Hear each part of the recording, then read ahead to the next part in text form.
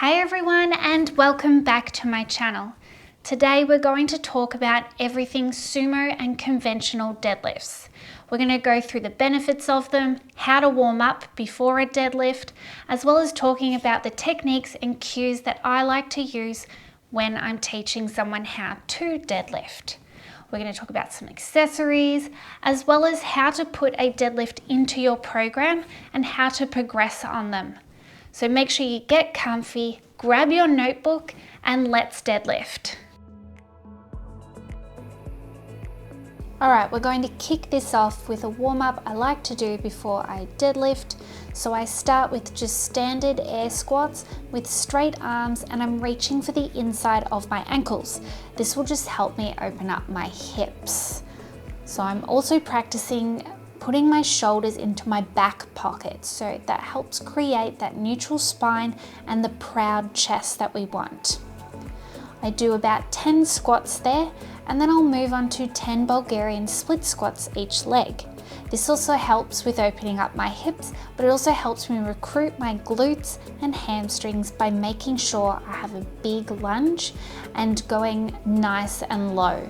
And I'll go through this twice through.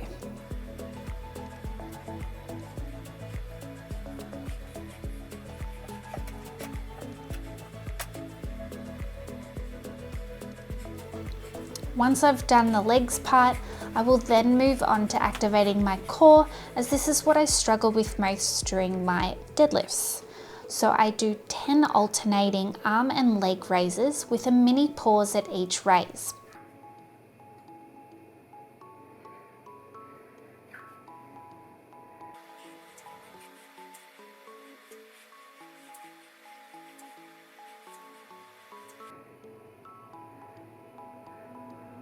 A 30-second plank,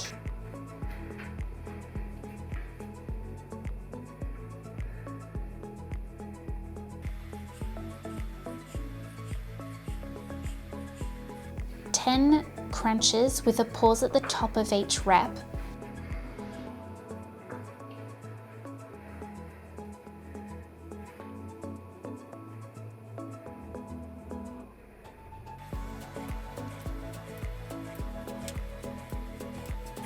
and a 15-second side plank each side, and I go through that one twice.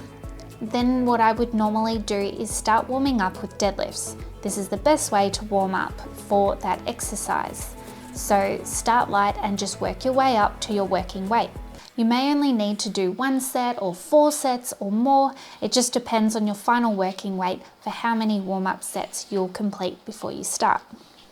Okay, just quickly on the benefits of deadlifts. Whether you're wanting to build mass or lean up or whatever it is, deadlifts can be used across all kinds of programs.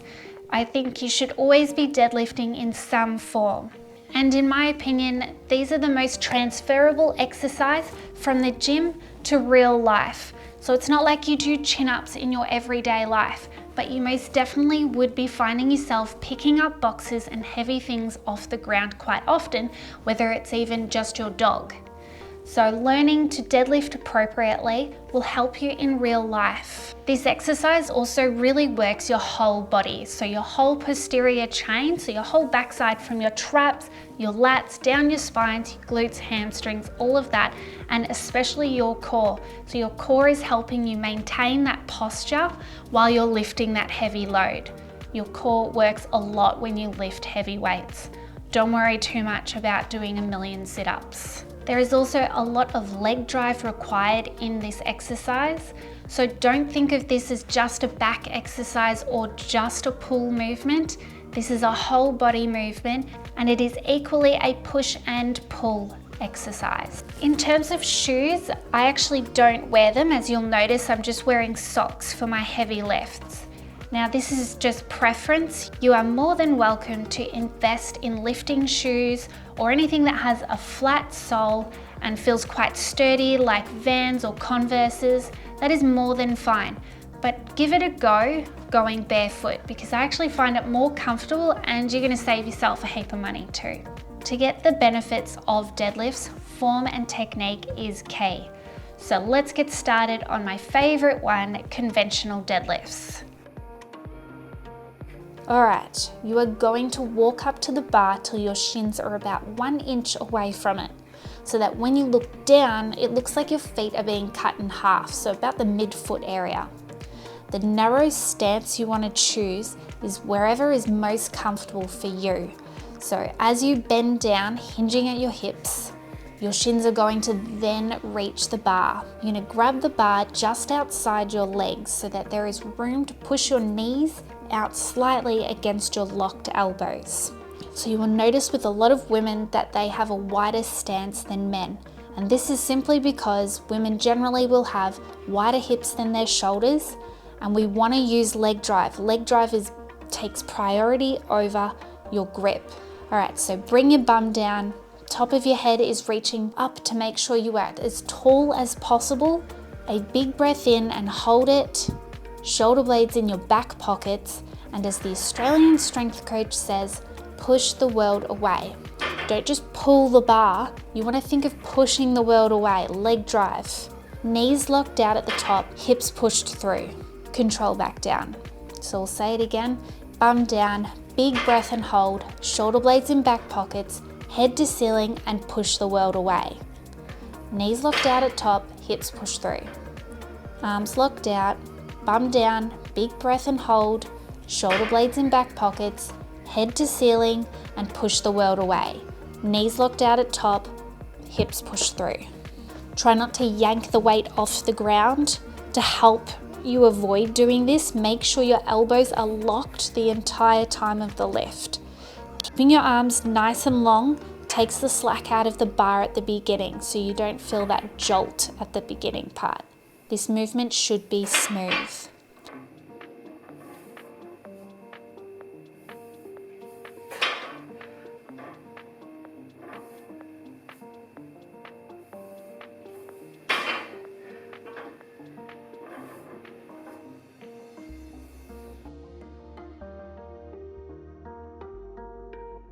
Alrighty, on to the sumo deadlift.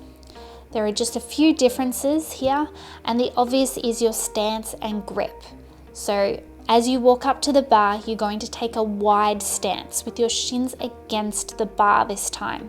This comfortable stance is different for everyone, so take some time to find what is most comfortable for you. For a rough idea, once you come down into that deadlift pose, your knees should be directly on top of your feet.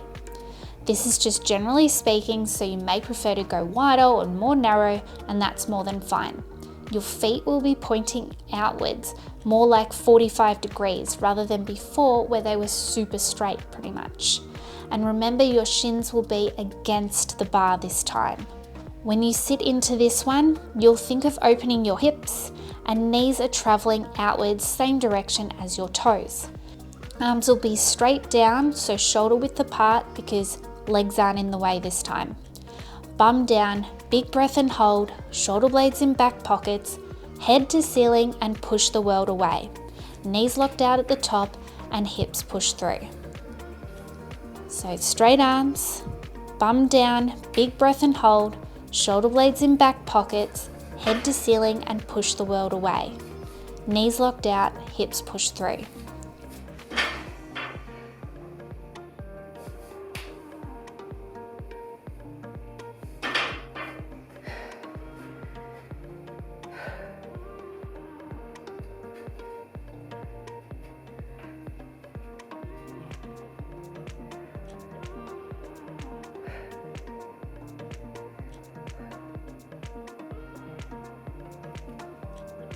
Bum down, big breath and hold, shoulder blades in back pockets, head to ceiling and push the world away. Knees locked out, hips push through.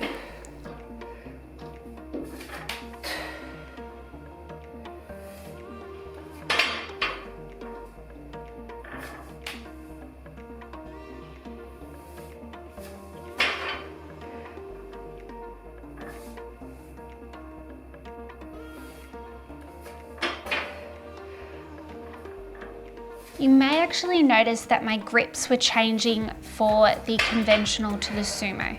And this is just preference, whatever is more comfortable for you. So you can either do an overhand grip or you can do a strong grip, which is one over and one under. Now I do this until the weight gets a little bit too heavy, and then I use straps. So these things just take the grip out of the equation so that you can worry about lifting the heavy weights and working the muscles you want to, rather than just holding on for dear life. You'll find you can lift a whole lot more when your grip is taken out of the equation. Lifting chalk is also an option which helps you with your grip. Just check that your gym allows, not all gyms allow chalk. It can be quite messy. How do I put a deadlift into a program? If you are a beginner, I highly suggest you get a trainer or coach to help you through this. They will lay it all out for you, and as you get more and more programs, you will see how they lay things out. Generally, the more muscle groups that are required for the exercise, the more likely they are to be first on your day. So deadlifts, being a pretty much whole body movement, is more likely than not going to be first. Pretty much in all cases, it should be first. This is because it is the most taxing on your nervous and musculoskeletal system as well. So you're going to need a lot of energy to lift as heavy as possible. If you put it lower in your session, you're probably not going to be lifting as heavy and then not going to get the same benefits you would as if it was first. So usually, rule of thumb, put deadlifts first. And generally it's better to have them by themselves so that you can really concentrate on it. There is a lot involved in it. Take your time, make sure you rest appropriately as well. How do I make progress on a deadlift? A really simple rule of thumb is that if you are going to increase the weight, you make sure your technique is spot on. So say your trainer said that they want you to do 4 sets of 6 reps, and you've mastered that at 30 kilos, and you're like, I'm gonna go heavier, so I'm gonna go to 35 kilos, but I'm going to reduce the reps this week. So I'm gonna go 4 sets of 4 to 5 reps, and I'm going to master my technique, and then the following week, increase the reps. So I'm still on 35 kilos, but I've gone up to 4 sets of 6 reps, which is the goal my trainer gave me, and I'm up to 35 kilos. Once my technique is spot on again, I will increase the weight and decrease the reps again. Increase the reps till you're up to that 6 reps, increase the weight. So as you increase weight, you can decrease the reps. Rule of thumb, really simple. You can use that for any exercise you want to. It's just a basic one. Your trainer may give you an ideal goal for each week as well, so that always takes the equation out of it for you completely. Alright, I think I've talked enough about deadlifts for today, so hope you found it informative. If you did, please give it a like. Let me know in the description down below if you enjoyed it, or if you want more tips like this kind of stuff, different stuff, let me know. Subscribe if you haven't, and I will see you guys all next time.